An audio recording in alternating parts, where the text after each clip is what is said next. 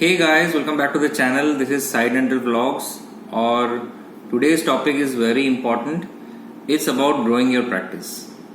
Right. So we all have expectations. We all want to become good dentists. We all want to become good dentists. We all want to become rich dentists. And we only want this, but how to achieve it, that we don't know. That we often get confused. We try all kind of tricks and all kind of tactics. हम जितना भी use कर लें अपना दिमाग, कभी कभी क्या होता है बहुत अच्छा क्लिनिक करने के बाद भी पेशेंट नहीं आते हैं. तो what is that single important factor that is required to grow your practice. जी हाँ, वो एक सिंगल इम्पॉर्टेंट चीज क्या है कि हम उस चीज को अगर हम पता लगा लें तो हमारी प्रैक्टिस में ग्रोथ आ सकती है. अब जस्ट एन एग्जाम्पल मैं देता हूं कि फॉर एग्जाम्पल आप खुद एक पेशेंट है और you go to a dentist and you get your teeth extracted and the dentist maybe it was a third molar. Suppose आप 1/8 निकलवा रहे हैं and dentist took it very easily and he took out the tooth with much ease. बहुत ही आराम से उन्होंने दांत निकाला, लेकिन उन्होंने चार्ज थोड़ा ज्यादा किया. तो if you are like from the middle class family or you are from higher class family, अगर high class family है तो कोई problem नहीं है, you can pay any amount.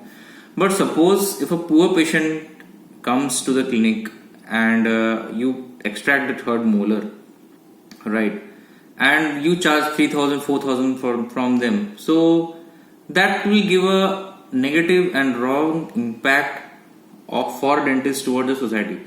इसका मतलब ये है कि हम कभी भी चार्ज करते हैं. अब तो हम हमेशा नॉमिनल चार्ज करते हैं पेशेंट में जो भी है. कभी किसी चीज क्लिनिक का रेट हाई रहता है, कभी किस क्लिनिक का रेट कम रहता है.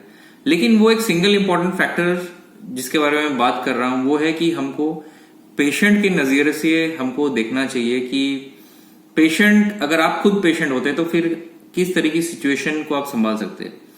फॉर एग्जाम्पल, अगर कोई डेली मजदूर है, वो दांत आपके पास क्लिनिक में दांत एक्सट्रैक्ट करने आता है, तो आप देख रहे हैं वो मेहनत करके सब पैसा कमा रहा है और एक्सट्रैक्शन में ही सिर्फ उसके अगर 2,000 और 2,500 निकल जाए, ठीक है, मैं मानता हूं वो गलत है कि आप थोड़ा कम चार्ज करें. लेकिन अगर आप देख रहे हैं कि आपको रियली टूथ एक्सट्रैक्शन करने में आपकी खुद की बहुत ज्यादा मेहनत लगी है, आपने पूरा बोन काट के बहुत देर तक काम किया, तब तो आप ठीक है लीजिए 2,2500 2,000 लीजिए.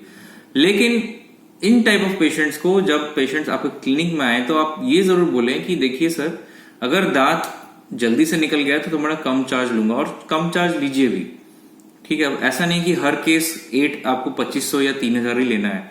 बाय चांस आपका अपर का टीथ जो है कभी कभी बहुत इजीली निकल जाता है, तो फिर इसका मतलब ये नहीं है कि आप उसी पुअर पेशेंट से आप इतना ज्यादा पैसा लेंगे. आप 1,500 कर दीजिए, 1,000 रुपए रिड्यूस कर दीजिए और बोले कि ये टूथ आराम से निकल गया, लेकिन इस टूथ का जो चार्ज है नॉर्मल टूथ से थोड़ा ज्यादा है एक्सट्रैक्शन का, तो इतना पड़ेगा आपको. और हमको पेशेंट के नजरिए से सोचना चाहिए. अभी कुछ दिन पहले क्या हुआ था कि मैंने एक रूट कैनाल किया था, तो किसी वजह से पेशेंट का जो क्राउन है फ्रैक्चर हो गया था अलॉन्ग विद द टूथ. मतलब सब कुछ निकल गया, उसका जो पेशेंट का जो टूथ था अलॉन्ग विद द क्राउन निकल गया था. तो मैंने सोचा, इतना मेहनत से मैंने रूट कैनाल किया, पेशेंट ने कुछ हार्ड चीज या फिर I think maybe some caries was there, I don't remember, but बहुत दिन हो गए उसको. तो उस टाइम पे क्या हुआ था कि टूथ तो टूट गया, तो मैंने टूथ एक्सट्रैक्ट कर दिया. अब आप अगर पेशेंट होते तो आपको लगता कि मैंने यार रूट कैनाल का 2,500 दिया और कैपिंग का 2,500 दिया, 5,000 मेरा गया और दांत भी निकल गया, इससे क्या फायदा वो. और यही चीज वो पेशेंट 10 लोगों को बोलेगा और आपके क्लिनिक में नहीं जाएगा. तो इस केस में मैंने उस पेशेंट को ये ऑफर दिया कि देखिए, अब ये टूथ तो टूट गया तो टूट गया, अब इसके बारे में सोच के कुछ फायदा नहीं है. हम एक काम करते हैं, हम इस टूथ में एक ब्रिज लगा देते हैं. तो ब्रिज में आपका जो खर्चा आएगा वो मैं थोड़ा सा माइनस कर दूंगा. तो what I did was I put a bridge where the tooth was extracted and then I reduce around 2,000 to 3,000 rupees from the total bill. तो टोटल बिल अराउंड अगर 10,000 आया तो मैंने शायद 7,500 या 8,000 लिया होगा. तो इससे क्या हुआ, पेशेंट को भी कोई हैम्पर नहीं हुआ, पेशेंट को थोड़ा पैसा लॉस हुआ, लेकिन आपने एक रिप्लेस करके दिया पेशेंट को टूथ और थोड़ा कम में किया. तो that is the way to compensate. तो पेशेंट इन दी एंड उसका दांत लग गया, basically you have to solve the problem of the patient. ये दूसरी चीज है। पहला चीज है पेशेंट के नजरिए से सोचो, दूसरी चीज है उसकी प्रॉब्लम को सॉल्व करो। उसने वो रूट कैनाल क्यों करवाया था? वो करवाया था क्योंकि उसको खाना है। अब आपने तो दांत रूट कैनाल कर दिया, दांत टूट गया, तो पेशेंट के जब भी वो खाना खाएगा तो आपको याद करेगा यार उस डेंटिस्ट ने किया था, दांत तोड़ दिया। लेकिन जब आपने उसको रिप्लेस किया तो पेशेंट कुछ दिनों के बाद जितना भी खर्चा हुआ पेशेंट दे विल फॉरगेट। तो दैट इज द थिंग कि पेशेंट के नजरिए से हमको थोड़ा बहुत सोचना चाहिए। ऐसा नहीं कि हम हमेशा कमर्शियल ज्यादा हो जाएं, थोड़ा बहुत आपको रिलैक्स करना चाहिए। हाँ मैं जानता हूँ बहुत बिल है, पेशेंट कम आते हैं, बहुत एक्सपेंसेस हैं, लेकिन यही सब चीजें एडअप होती हैं आपकी क्लिनिकल प्रैक्टिस में। जितना आप स्लोली हर चीज को लेंगे, कभी भी फास्ट गेन की तरफ ना जाएं। और ऐसा नहीं है कि आपकी प्रैक्टिस नहीं चलेगी, एक ना एक दिन जरूर जरूर आपकी प्रैक्टिस बढ़ेगी। और भले किसी को 2 साल लगते हैं, किसी को 5 साल लगते हैं, किसी को 10 साल लग जाते हैं, लेकिन होगी जरूर। मैं जानता हूं डेंटिस्ट और इन लोगों के लिए बहुत डिफिकल्ट है, हमने भी बहुत स्ट्रगल करके इस स्टेज तक हम लोग आए हैं, लेकिन आप लोग भी कर पाएंगे। ऐसा जरूर ये कोई रॉकेट साइंस नहीं है कि नहीं हो पाएगा आपसे, बिल्कुल हो पाएगा। फर्स्ट ईयर से ही बच्चे लोग ये सोचने लग जाते कि अरे यार मुझे नौकरी नहीं मिलेगी।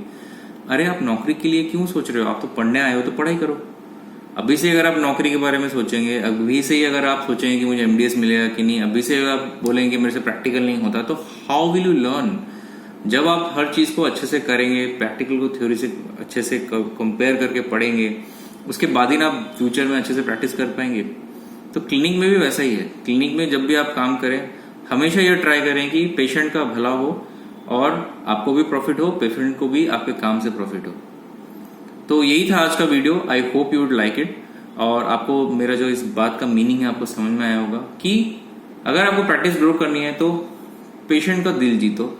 जो वर्ड ऑफ माउथ के से जो आपका नेम फैलता है ना, वो किसी और तरीके से नहीं फैलेगा। वर्ड ऑफ माउथ मतलब कि पेशेंट आपके ट्रीटमेंट से पसंद उसको आया, अच्छा लगा, तो वही चीज वो और 10 लोगों को बोला कि वो डॉक्टर अच्छा है उसके पास जाओ, वो डॉक्टर अच्छा है उसके पास जाओ। तो वही आपको वो जो आपने जो ट्रीटमेंट किया, सपोज कुछ भी एक पेशेंट को अच्छे से किया, तो वही एक पेशेंट आपको 1 लाख इनकम करके देगा। डिफरेंट टाइप ऑफ पेशेंट देगा, फिर वो पेशेंट और 10 लोगों को बोलेगा। तो पेशेंट को अच्छे से ट्रीट करें, बिल्कुल अच्छे से काम करें। कभी कभी अगर कोई चीज अच्छे से निकल जाए या फिर पेशेंट के नजरिए से सोच के देखें, बस मैं आपको इतना ही बोल रहा हूं। तो love you all, take care guys, bye bye and have a lovely day, bye bye.